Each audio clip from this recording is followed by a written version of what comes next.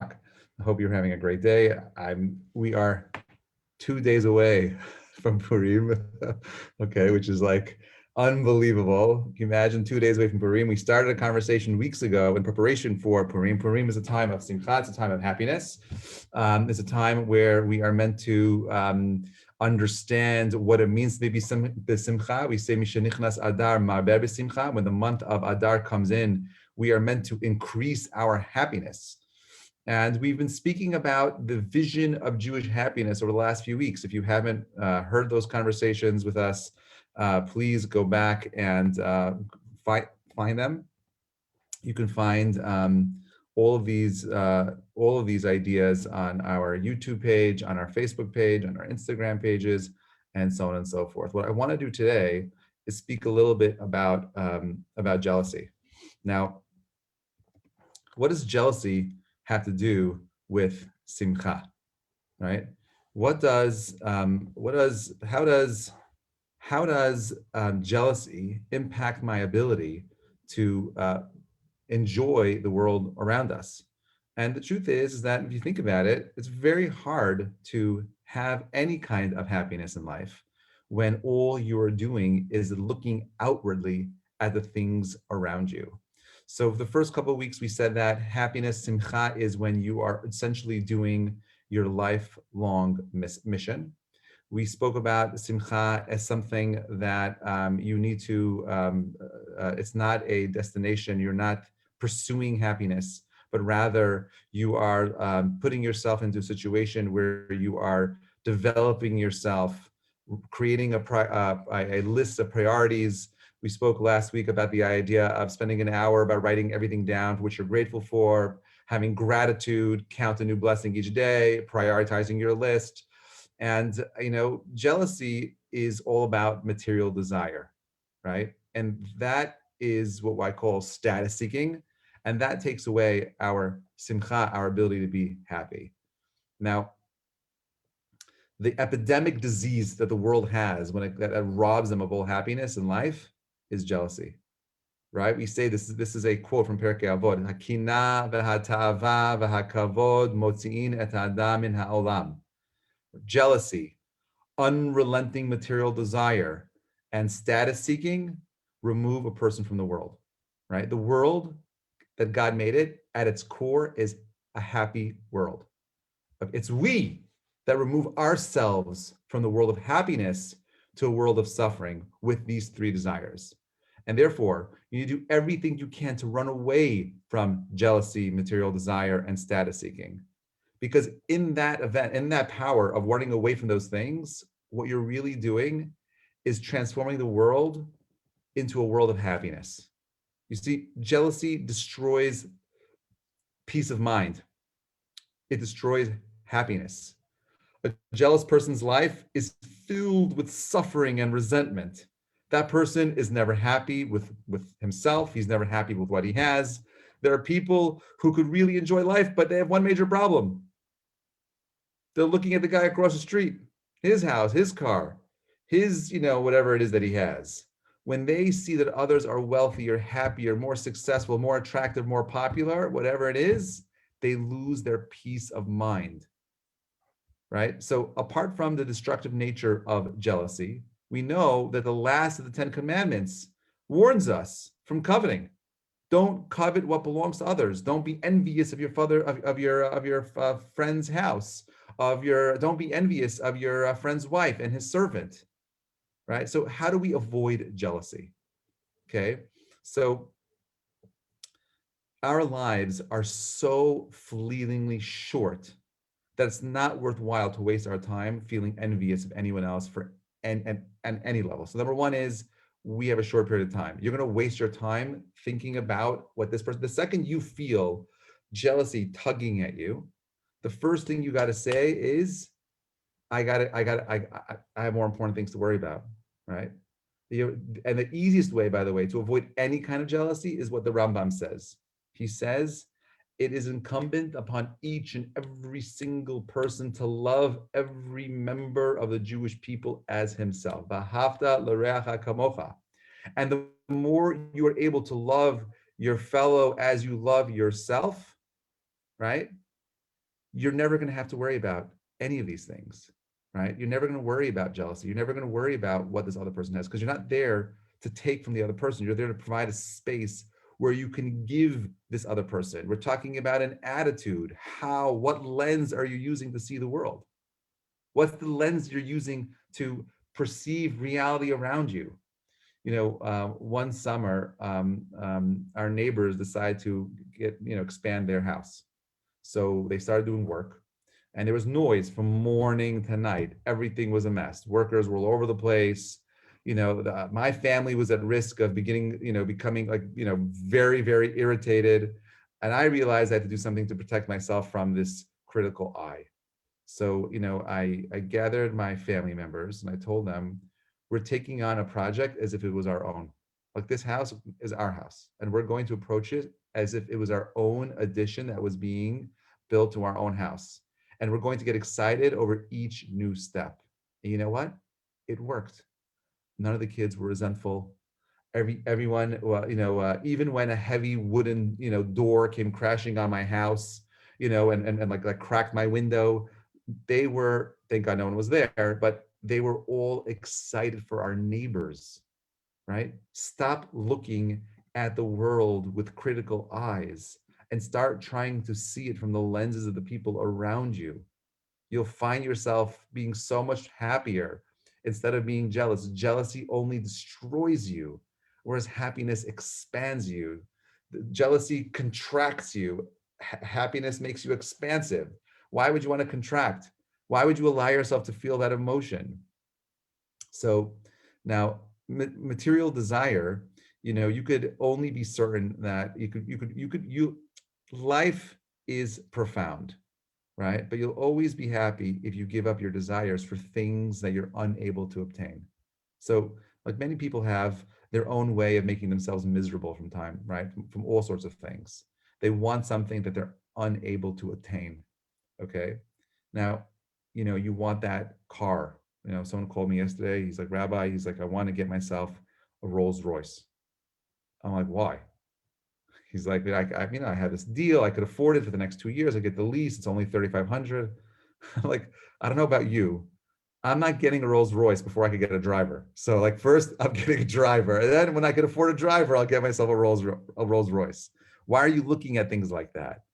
So, but people have their own unique way of making themselves miserable because they want something they can't have. The next time anyone here feels irritated or frustrated because you can't get something, ask yourself if that thing is really a necessity. Do you really need it? Ask them, do you really need a Rolls Royce? You can't get yourself some other car, you know? Now, very important. Happiness cannot be dependent on other things. Okay? You do not have the right to make happiness dependent on anything outside of ourselves. Therefore, oh, you know what? I'll be so much happier when I get that thing. I'll be so much happier when I get the bonus, I get the job, I get the house, I find the spouse, I find whatever it is I'm looking for. Your happiness has to be contained within you. It cannot be dependent on external things. Okay? Now, another thing that gets in the way of people's happiness is worrying, right? Are you a worrier? Okay, worrying destroys one's life. A life filled with worry is a miserable existence. Regardless of how much fortune you have in your life, you will be oblivious to it if you fill your mind with worrisome thoughts. You would hate someone for trying to destroy your life. You're constantly worrying, you're destroying your own life. Your top priority is in changing your thinking habits, and you're going to benefit in so many different ways. How do you go ahead and overcome the worry machine that gets so many people trapped? The Chazan Ish, he has a book called Emunah Ubitachon, Faith and Trust. Okay, and he says that trusting in God means knowing that nothing happens by chance, right?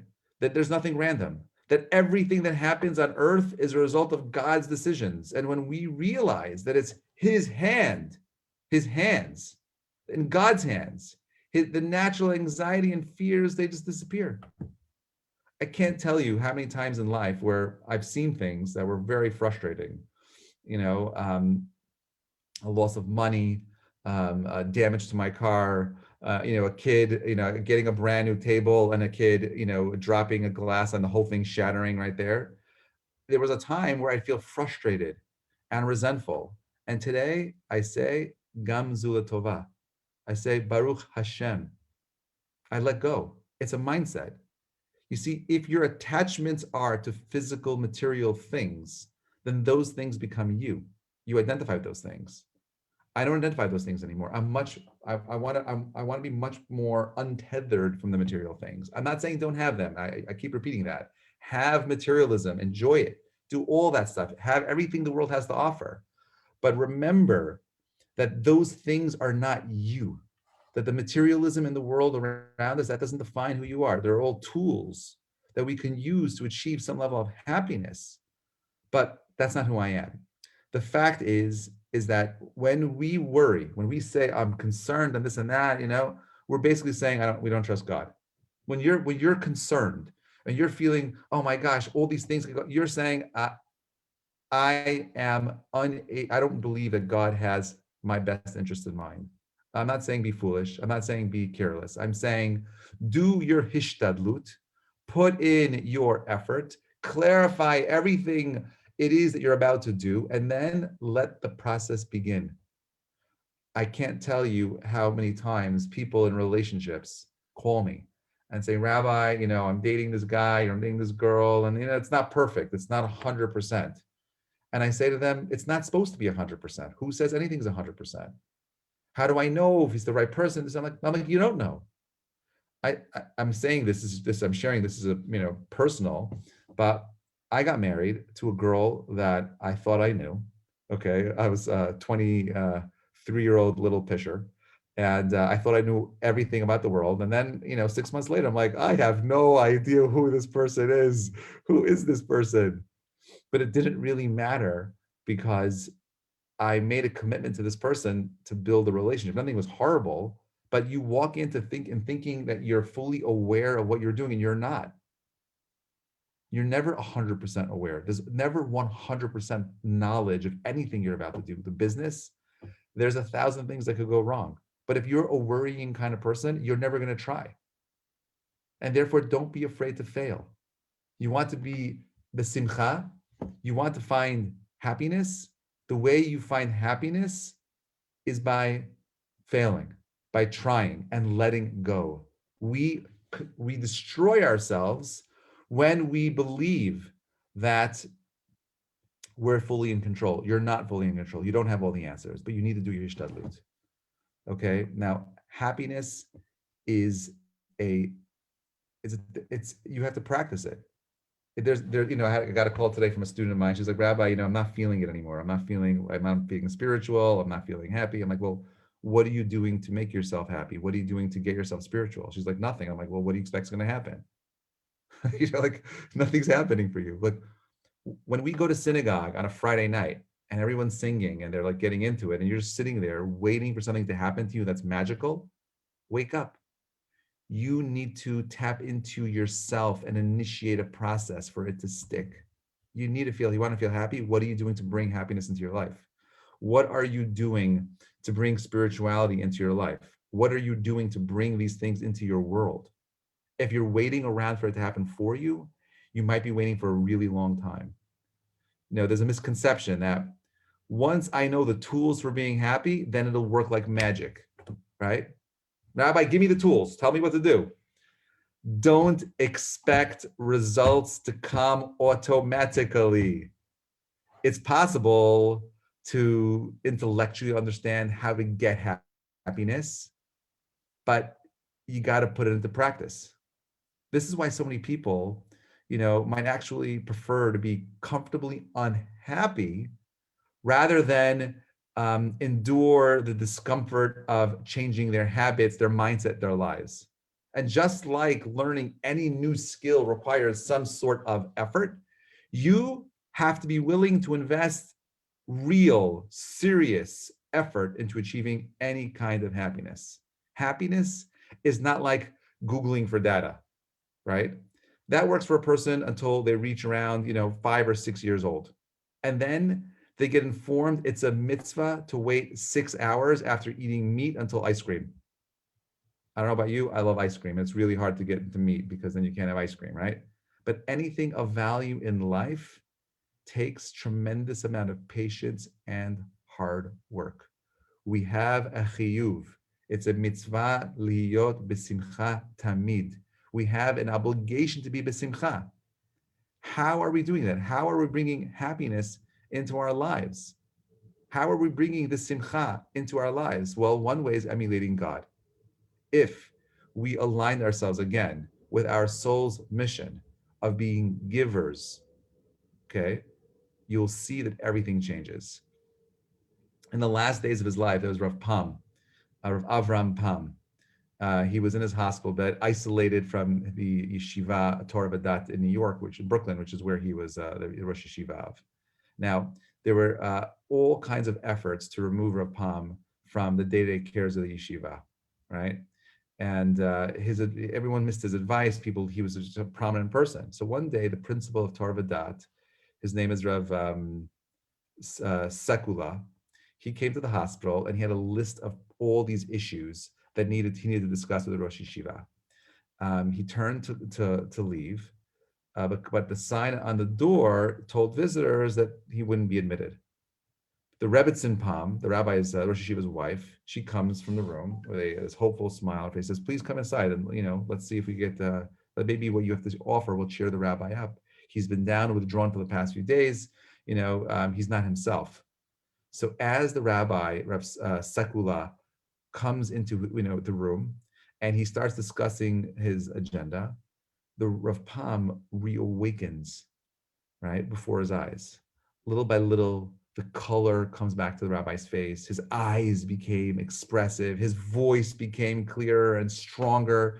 He offered his advice on all the issues that were brought before him. The two men exchanged some divrei Torah, some words of Torah, and they were both very excited. But finally, after an hour and a half, the meeting was finished. Rav Pam then said, this is a quote, ready? "People think that I can't have visitors because I'm feeling weak, but the opposite is true. It's because I don't have visitors that I'm feeling so weak. As long as a person is alive in this world, he has a purpose. And here I am sitting in a hospital bed and no one's coming to me for advice or for blessings or for anything, right? He wanted people there because he turned himself into a giver. He turned himself into someone who was a extroverted individual who wants to give to humanity. Okay, that was his life. That's where his strength came from. That's what it means to tap into happiness. When you are besimcha and you are doing something that is so frustrating and you're people all the time, all the time. I have couples coming to my house all the time. Okay, I'm full with people all the time. And people say to me, "Rabbi, don't you need a break? You're like a machine." And I say to them, absolutely not. If I can help one Jew have a happier, healthy marriage, relationship, find more success in their lives, I am there for them. That's what I'm here for. It's my purpose. That's what I'm here for. It's not easy.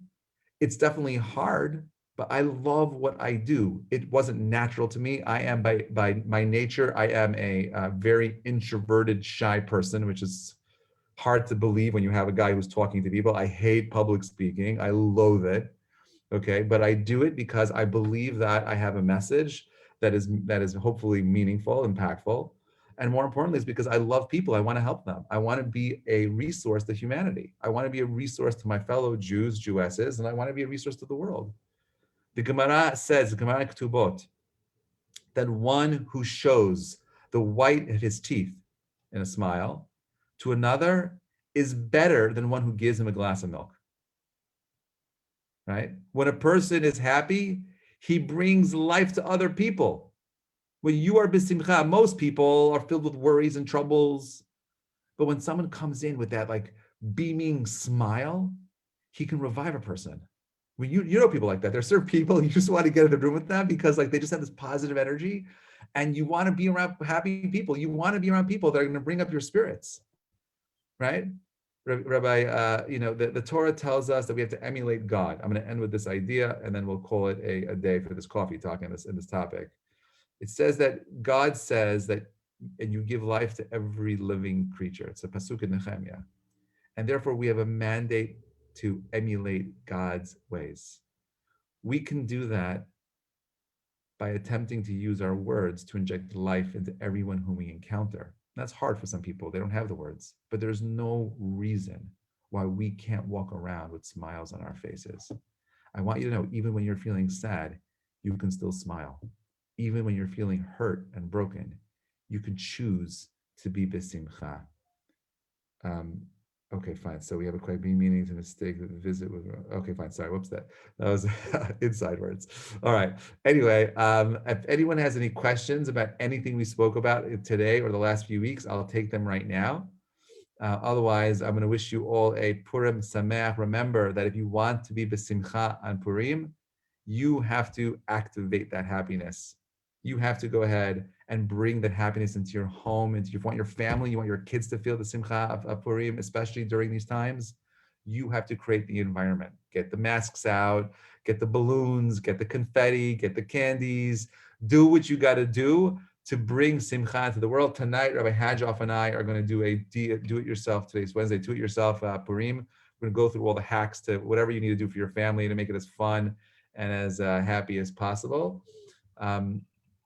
I am wishing you all a Purim Sameach, a meaningful, easy fast on Thursday, and Shabbat Shalom Avarach. We'll see you, God willing. Next week, we're going to be doing freedom in prep for Pesach, which is crazy. We're 4 weeks away. All right, guys, have an amazing day. We'll see you all later. Thanks for listening.